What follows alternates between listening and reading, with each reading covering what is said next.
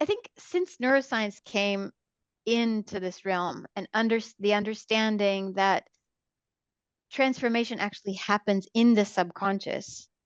And so coaches started engaging with the subconscious, and the subconscious is also where trauma lives, and other shame and other things that are really you traditionally were not things we used to talk about. We used to talk about performance, or we used to talk about things that are much more sterile, that we didn't. If you avoid the subconscious, you can avoid words like trauma and shame. But once you enter there, everything that lives there is in that realm. So now how do we distinguish between what we do in coaching and what we do in therapy, and what's really the difference?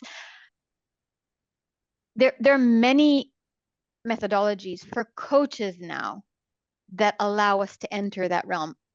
There's coaching work for coaches that is trauma-based. But the key, I think, to using these methodologies in a way that differentiates this from therapy is that we don't actually work with the trauma or the shame.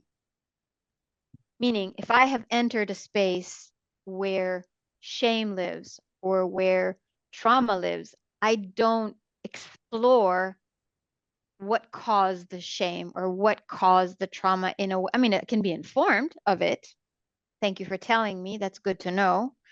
But I don't actually use it as the Play-Doh. That's not the material of the discussion. It's informing, but it's not actually what we use to facilitate the change. So if I know that someone, and I have clients who have been raped or who have been, who have gone through some pretty gruesome things, and they bring it up into the discussion. It's part of their life's experience. I don't ignore it.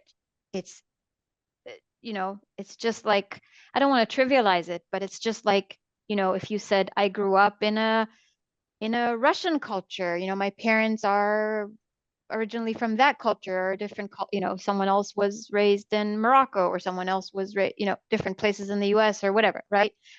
It's a part of who you are.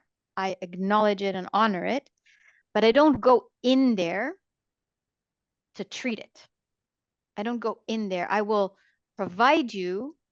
So if you experience shame, my job is to provide you with skills and abilities to cope more effectively with the shame, not fix the source of the shame. We don't analyze the shame. We don't work with the shame as the substance of the discussion or of the work that we do, but it is obviously informing.